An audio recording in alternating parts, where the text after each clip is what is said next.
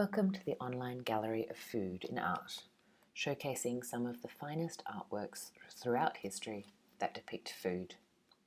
Do come inside.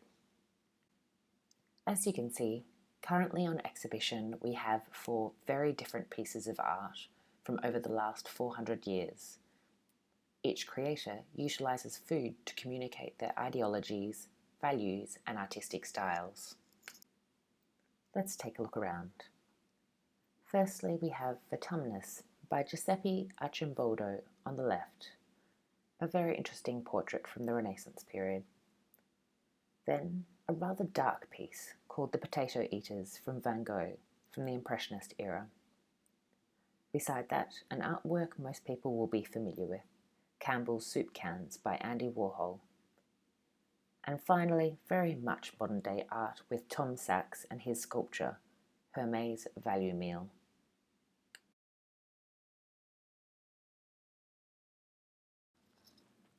The first work is entitled Vertumnus by Giuseppe Arcimboldo, which is a composite head portrait made up of fruit, vegetables and flowers. We're used to shock art, but this Renaissance painting, created in 1590 or 1591, was truly ahead of its time. Arcimboldo was a court painter, and this is a portrait of the Habsburg Emperor, Rudolf II. Not many in his position would create such an inventive and brave masterpiece. What if his master thought it unflattering? Viewers will either love or hate it. The beholder would either admire the detailed technique or feel confused by a portrait being created in such an unconventional way, especially at the time. The painting is full of semiotics at varying levels, from the regal messaging to the particular types of vegetables used in his work. That also demonstrates his capricciosa, whimsical style. Let's explore this further. Vertumnus was the mythical Roman god of the seasons, harvests and abundance, which are all visually evident in the picture by the plentiful produce and flowers.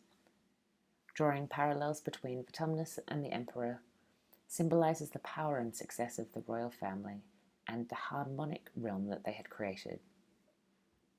Art history professor Thomas da Costa Kaufmann suggested it communicated the majesty of the ruler, the copiousness of creation, and the power of the ruling family over everything.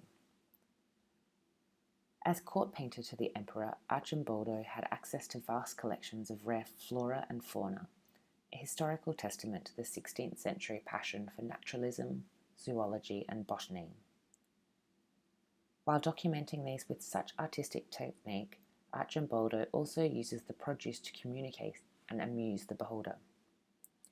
For example, the arrangement of the flowers over the chest represents a grand cordon, and the white lilies symbolize loyalty and peace, again complementing the regal household.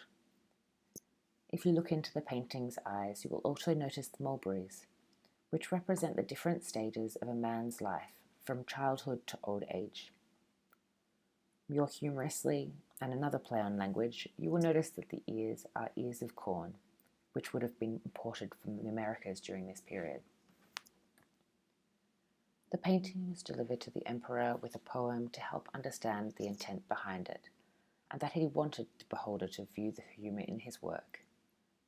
The first lines of the poem are, "Whoever you might be who look at me, as a strange and deformed image, wearing on your lips a smile that shines forth through your eyes and illuminates your whole face with a new happiness." What's incredible about Arcimboldo is that he remained fairly undiscovered until the 1920s, despite his surreal and individual style. After this point, Man Ray, René Magritte, and Dali all claimed Arcimboldo as an inspiration, with the latter declaring him to be the father of surrealism.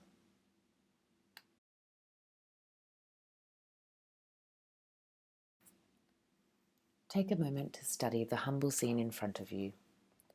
A family sat around the weathered dinner table in a gloomy room, dimly lit by an overhanging lamp. There's a meagre plate of potatoes being shared between 5 family members, with a hot chicory drink to accompany it. The faces look tired, downbeat, and almost grotesque. It's a hard-hitting portrait of a grim peasant life in the latter 19th century. The work is highly semiotic, displaying Van Gogh's ideology around peasantry and the difficulties of their day-to-day lives. He wrote to his brother Theo at the time, saying, "I wanted to convey the idea that the people eating potatoes by the light of an oil lamp use the same hands with which they take food from the plate to work the land, that they have toiled with their hands, that they have earned their food by honest means. Their hands and fingers are as weathered and hard-worn as the land they worked on. They deserve their food as much as their crops earned a harvest." The historical context visually sets the scenes of a peasant life in that age, but the social context is familiar to most people even now, sitting around having a dinner with family. There are some common themes in Van Gogh's work to modern-day trends and sayings. Farm to fork, paddock to plate are common phrases used around metropolitan cities all over the world. The painting is intensely dark, which was rare of his work at the time, and deeply personal. The beholder could almost feel intrusive at the subject's intimate supper. The rustic masterpiece evokes the reality of the situation in a compassionate way, rather than beautifying the subject. It's believed his naturalist style was influenced by his choice of reading at the time, socially critical authors, especially Charles Dickens and George Eliot. There's something decidedly Dickensian about the painting. While The Potato Eaters was not well received at the time, it is considered to be his very first masterpiece.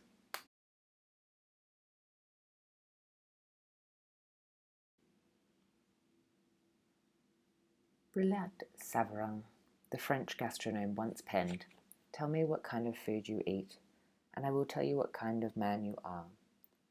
Nothing could be truer in the case of Campbell's soup cans, created by Andy Warhol in 1962. He was quoted as saying, "I used to drink it, Campbell's soup. I used to have the same lunch every day for 20 years, I guess, the same thing over and over again." Not only is the artwork symbolic of his eating habits, it was also a testament to his commercial illustration career before becoming an artist. The 32 cans, depicting each flavour of Campbell's soup at the time, from tomato to pepper pot, were first exhibited in the same year at the Ferris Gallery in Los Angeles. They were displayed on a thin shelf in one row, symbolic of the shelves of a supermarket.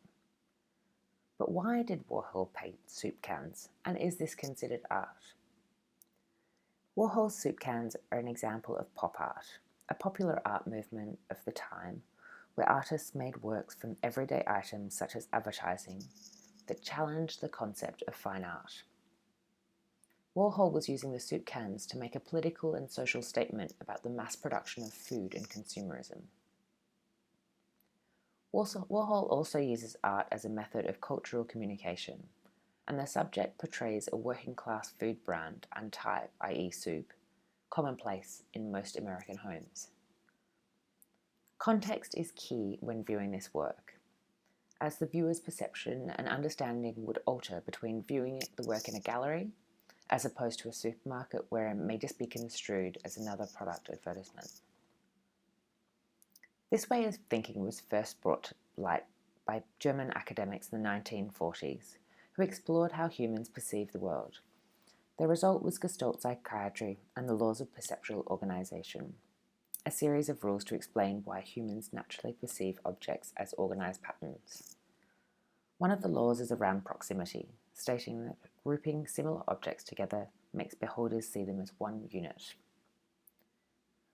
Warhol went on to create other variations of the Campbell soup cans using different colours and symbolism. Ironically, over time, his art has been mass-produced, imitating the mass-produced items pictured in his work. The soup giants Campbell's even used the print's popularity to their advantage 50 years later, with exactly the same styled cans. Anti-capitalist Warhol would have maybe grimaced or smiled at such irony.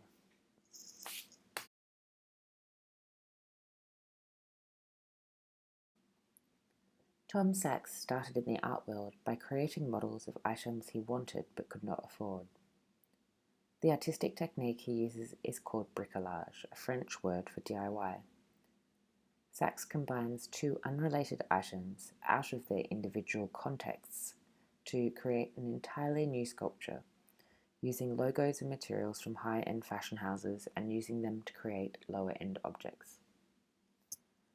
So let's review what we have in this work. Sachs has constructed the packaging of a McDonald's meal, burger box, chips, and drink out of the Hermes box beneath. He combines two wildly differing brands.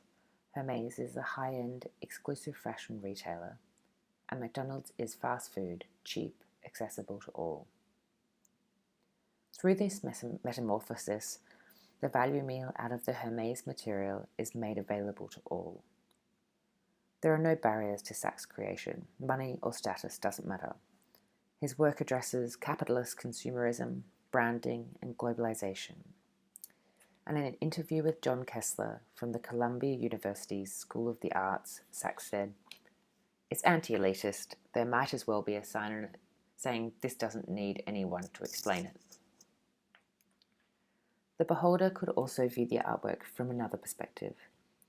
Just as Roland Barthes wrote about bourgeoisie society demonstrating its values through myths around ordinary items, like red wine being a robust and healthy habit. Isn't Sachs turning this upside down? For example, take a look at the Hermes campaigns around the same time Sachs produced this work. Neither contain actual Hermes products, but promote qualities of adventure and luxury to the viewer. Sachs is actually destroying this myth by associating the branding with an everyday meal and experience. Sachs continued in the same interview saying, "The fashion packaging was a way to report on culture." The actual construction of the sculpture also sends a message. It's not perfectly formed. There are gaps and visible seams. Sachs is trying to show imperfect quality through mass production. His artwork looks like it's never complete and could potentially metamorphosize into something else. The New York Times stated, "Tom straddles that line somewhere between humor, good taste, and bad taste, but forces the viewer to totally deal with these power structures that exist out there." Aside from the luxury fashion brands, McDonald's has been a brand that Sachs has used in a lot of his works, including creating a model of a store that sits in his work, McDonald's versus Le Corbusier's Unité d'Habitation. Tom Sachs described this as the reality of modernism versus the potential optimism. Thank you.